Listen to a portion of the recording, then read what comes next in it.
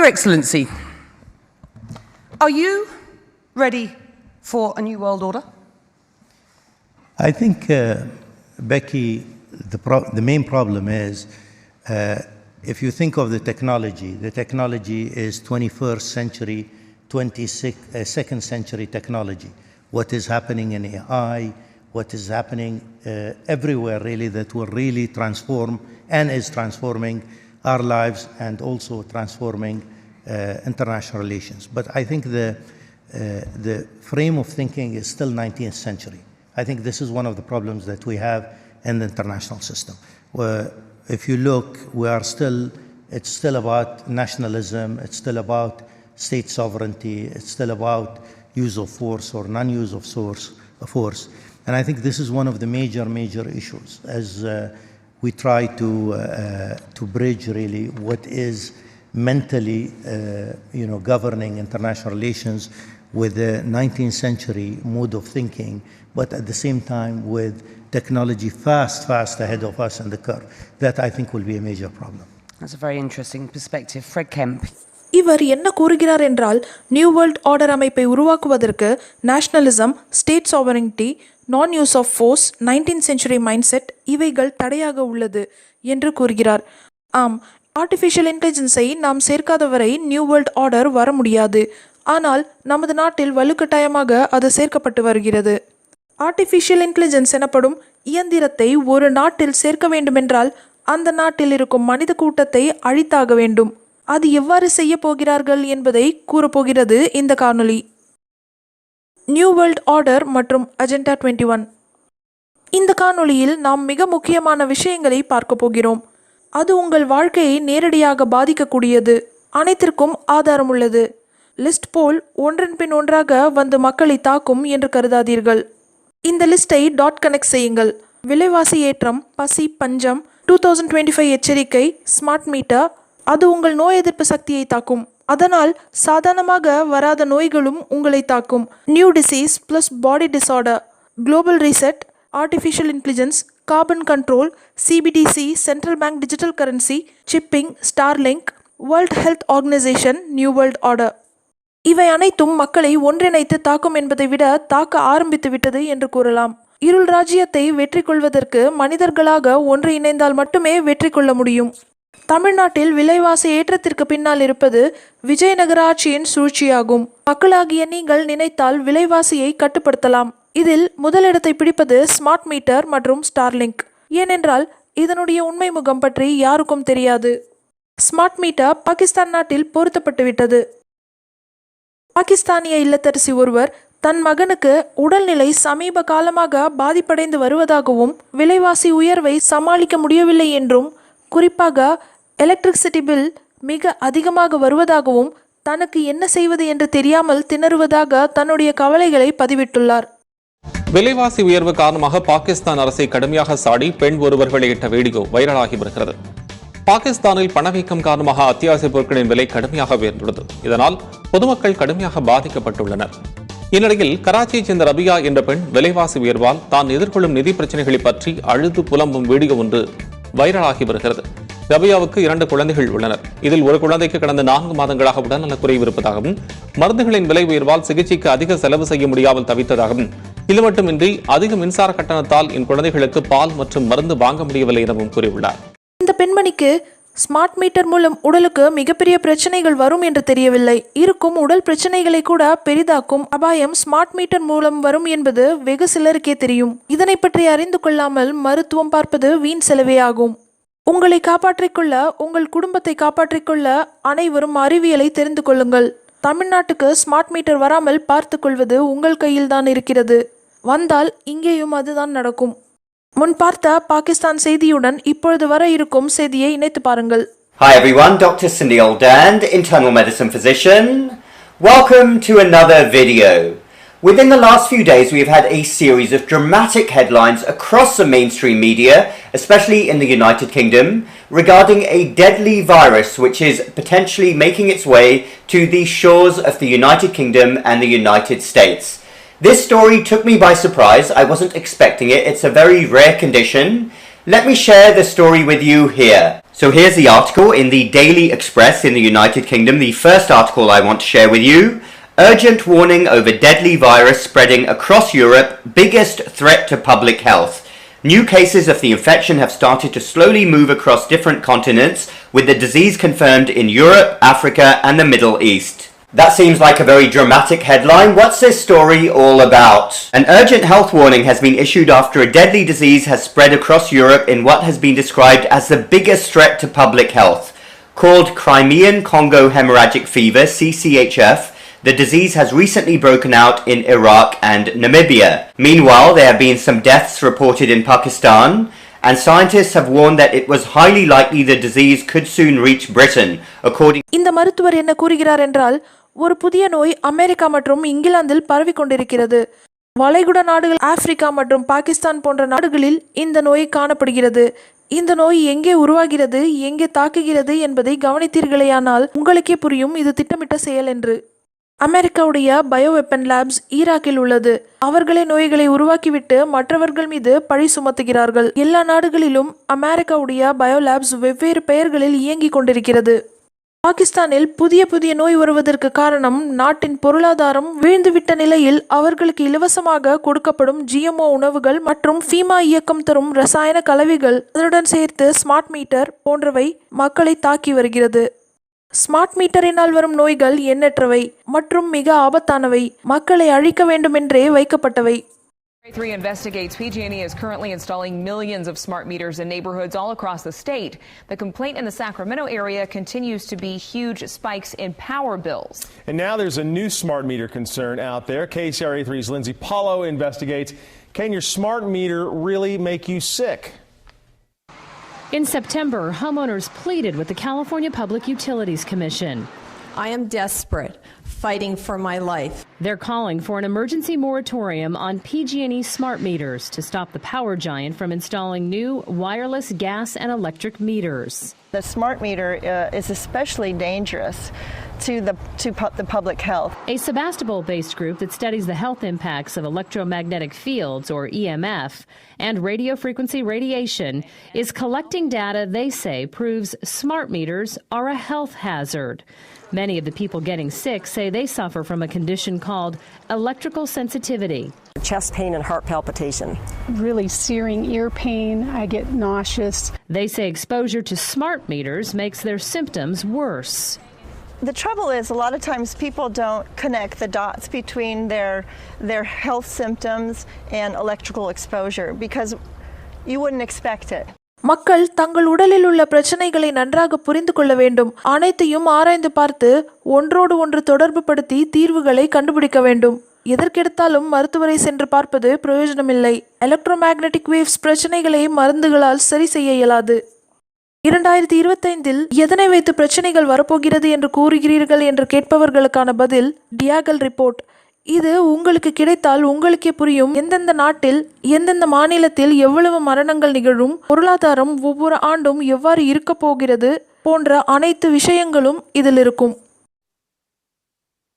All right. Good morning, Doug. Today, I want to talk about an article that you just published today in the International Man, which I'll include in the links below. Everyone, if you're not a subscriber to International Man, you definitely should be. There's lots of great content there, not only stuff that Doug writes, but other great writers as well.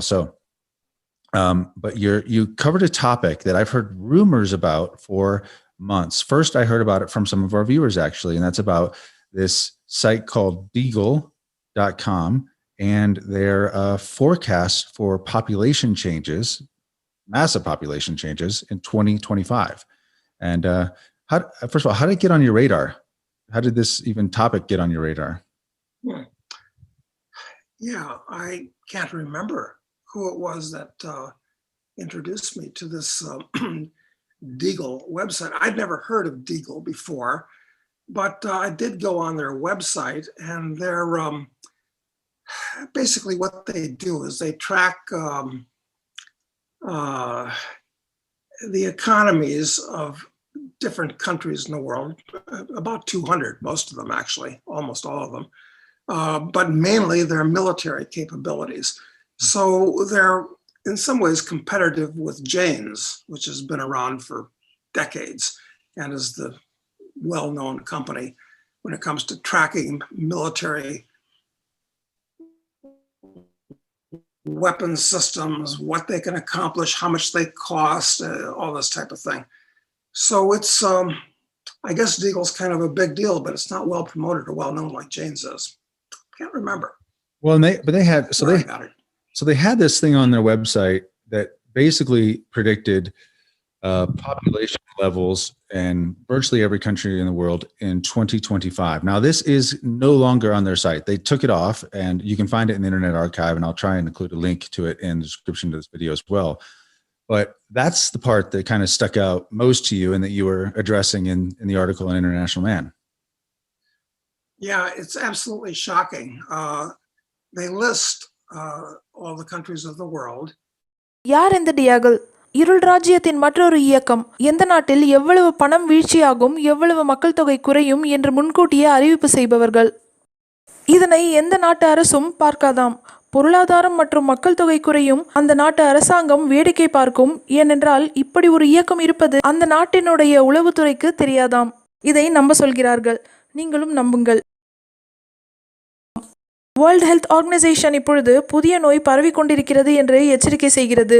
எங்கிருந்து நோய் வருகிறது என்று கேட்டால் சீனாவின் மீன்கடையிலிருந்து வருகிறது என்று கூறுவார்கள், அல்லது ஆப்பிரிக்காவில் குரங்கு கடித்து வருகிறது என்று கூறுவார்கள்.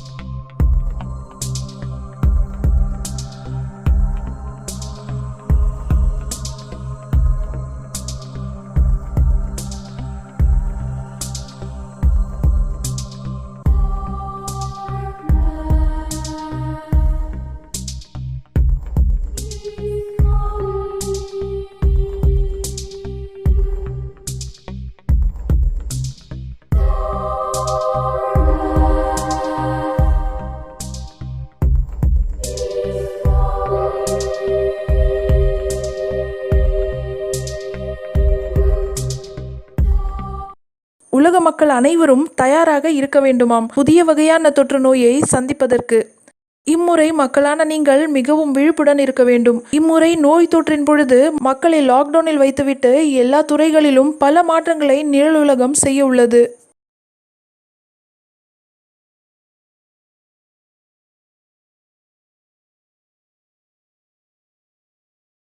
எந்தெந்த நாட்டில் என்னென்ன நோய்கள் தாக்கும் என்று திட்டம் போட்டு செயல்படுத்தி வருகிறார்கள். ஒவ்வொரு முறையும் இந்த திட்டம் மாறிக்கொண்டே இருக்கும்.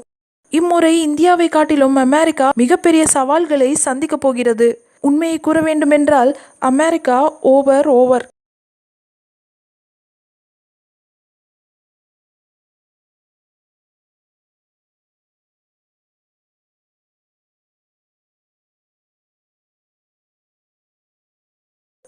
அமெரிக்காவை ஒரே நேரத்தில் 10க்கும் மேற்பட்ட நோய்கள் தாக்கப் போகிறது. 70% மக்கள் தொகை அழிந்துவிடும். மனித இனத்தின் மீது நடத்தப்பட இருக்கும் மிகப்பெரிய பயோவார் இது.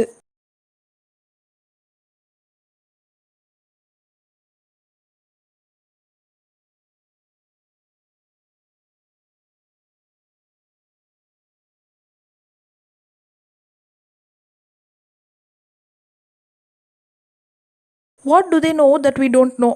இங்குதான் விஷயமே உள்ளது. 99% மக்களுக்கு நிழலுலகத்தை பற்றி தெரியாது, அவர்களுடைய திட்டங்களை பற்றி தெரியாது. ஆனால் 70% மக்கள் இருள் ராஜ்யத்தின் பல வகையான திட்டங்களில் சிக்கி இறைவனிடம் போய் சேர்ந்து விடுவார்கள்.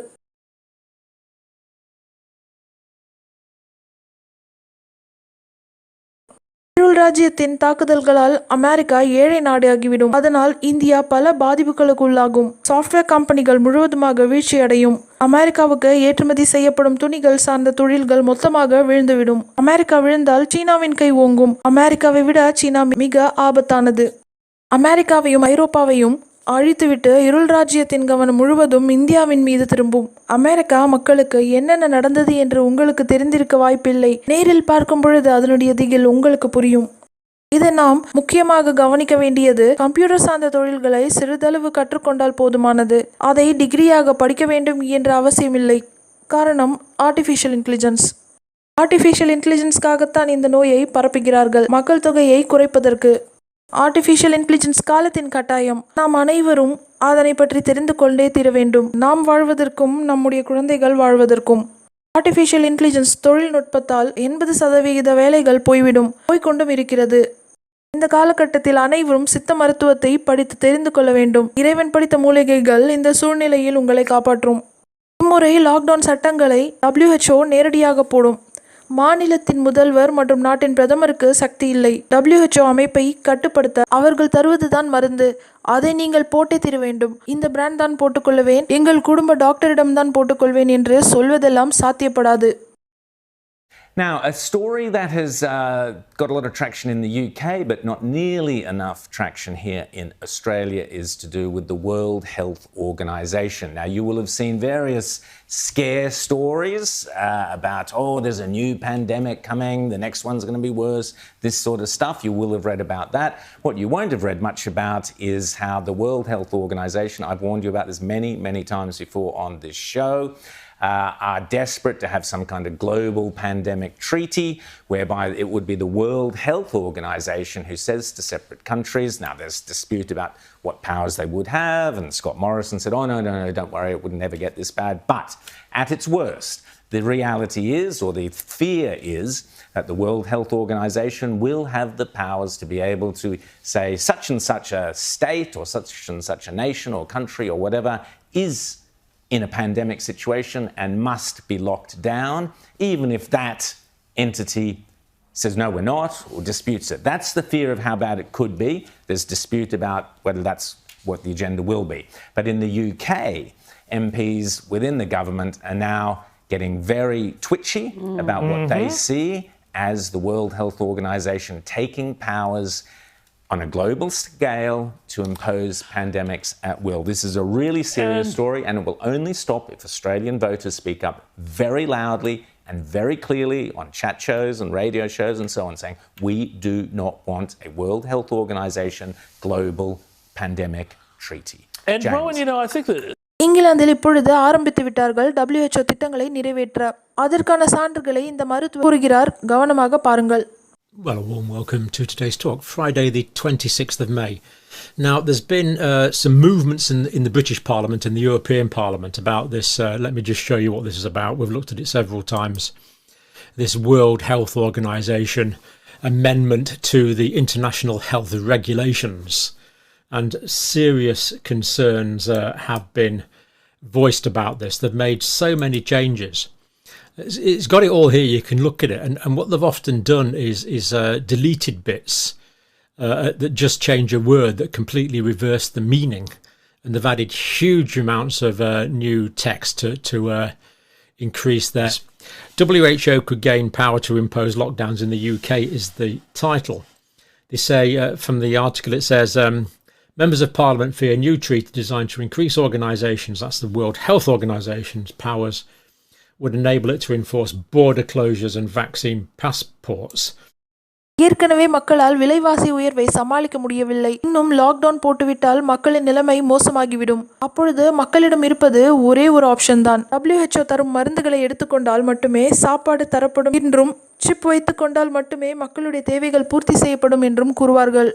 எவ்வாறு பரப்புவது என்று முடிவும் செய்துவிட்டார்கள். இந்த செய்தியை இதனுடன் கனெக்ட் செய்து பாருங்கள்.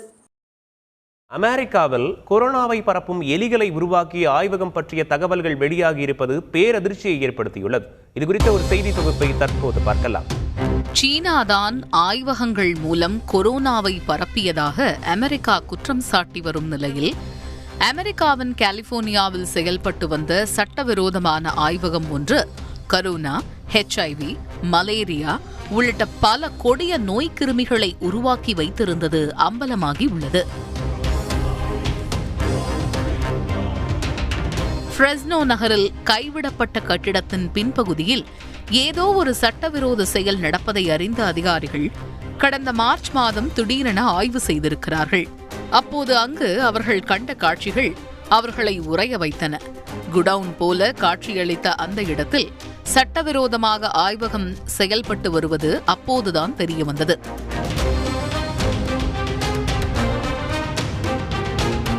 அங்கு சுமார் 1000 எலிகள் கூட்டமாக கூண்டுகளில் அடைத்து வைக்கப்பட்டிருந்ததும், அதில் 200 எலிகள் ஏற்கனவே இறந்து இருந்ததும் உயிரி தொழில்நுட்பத்தின் மூலம் உருவாக்கப்பட்ட இந்த எலிகள் கரோனாவை பரப்புவதற்காக உருவாக்கப்பட்டவை என்பதும் தெரிய வந்துள்ளது. அதோடு அந்த ஆய்வகத்தில் 800க்கும் மேற்பட்ட பெயரே தெரியாத பல கெமிக்கல்கள், ஆபத்தான பல மருத்துவ கழிவுகள், 30க்கும் மேற்பட்ட குளிரூட்டி சாதனங்கள், அவற்றுள் இருந்த இரத்தங்கள் போன்றவை ஆய்வுக்கு சென்ற அதிகாரிகளையே அதிர வைத்தது. ஆனால் அந்த ஆய்வகத்தில் பணியாற்றி வந்தவர்களோ தாங்கள் கரோனா மற்றும் கருத்தரிப்பு பரிசோதனை கருவிகளை உருவாக்கி வருவதாக தெரிவித்திருக்கிறார்கள். அமெரிக்காவின் நெவாடா நகரில் இயங்கும் பிரஸ்டீஜ் பயோடெக் என்ற பெயரில் இந்த ஆய்வகம் நடத்தப்பட்டிருப்பதும், ஆய்வகம் தொடர்பாக ஏஜென்ட்டுகளுக்கு கொடுக்கப்பட்ட முகவரிகள் பலவும் சீனாவில் உள்ள முகவரிகளாக இருப்பதும் தெரிய வந்துள்ளது. கடந்த ஆண்டு அக்டோபர் மாதம் முதல் இந்த ஆய்வகம் நடத்தப்பட்டு வருவதாக நீதிமன்றத்தில் பதிவு செய்யப்பட்டுள்ள தகவல்கள் கூறுகின்றன. இந்த நிலையில் ஆய்வகங்களில் இருந்து ஒவ்வொன்றாக அப்புறப்படுத்தும் பணி நடைபெற்று வரும் நிலையில் இந்த ஆய்வகத்தின் செயல்பாட்டிற்கு பின்னணியில் இருப்பது யார் என்பது தற்போது வரை புரியாத புதிராகவே நீடிப்பதால் அதிகாரிகள் தொடர் விசாரணையில் ஈடுபட்டுள்ளனர். போன லாக்டவுன் போல் இந்த லாக்டவுன் காமெடியாக இருக்காது. அது ட்ரையல்ஸ் தான். நோய் கிருமி தயாராகிவிட்டது என்பதை நீங்களே பார்த்து விட்டீர்கள். தற்காப்பு வழிகளை யோசியுங்கள். நீங்கள் கூறுவீர்கள், நாங்களே விவசாயம் செய்து சாப்பிட்டுக் கொள்வோம் என்று. உங்களை விவசாயம் செய்ய விட மாட்டார்கள். அதற்கான திட்டங்களை அமல்படுத்தி கொண்டு வருகிறார்கள். என்ன திட்டங்கள் என்று நீங்கள் தான் கண்டுபிடிக்க வேண்டும். எங்களால் கூற முடியாது. அதனால் 10-15 குடும்பங்களாக சேர்ந்து கொண்டு விவசாயம் செய்யுங்கள். யாராலும் தனியாக சாதிக்க முடியாது. ஏனென்றால் நாம் மெடிடேஷன் செய்து உயர்நிலை அடைவதற்கு நமக்கு இந்த உடல் தேவை. உயர்நிலை அடைந்துவிட்டால் நமக்கு உணவு தேவையில்லை. உயர்நிலை அடைவதற்கு சிறிது காலமாகும். அதுவரை நமக்கு தேவையான அனைத்தையும் நாம் தயார் செய்து கொள்ள வேண்டும். நகரங்களை விட்டு எவ்வளவு சீக்கிரத்தில் காலி செய்கிறீர்களோ அவ்வளவு நல்லது உங்களுக்கு. பேங்கில் பணமாகவும் வைத்துக் கொள்ள முடியாது. ஏனென்றால் பணத்திற்கு எக்ஸ்பைரி டேட் கொடுத்துள்ளார்கள். அந்த திட்டம் விரைவில் செயல்படுத்தப்படும். அது மட்டுமில்லாமல் பணத்திற்கு மதிப்பும் இருக்காது.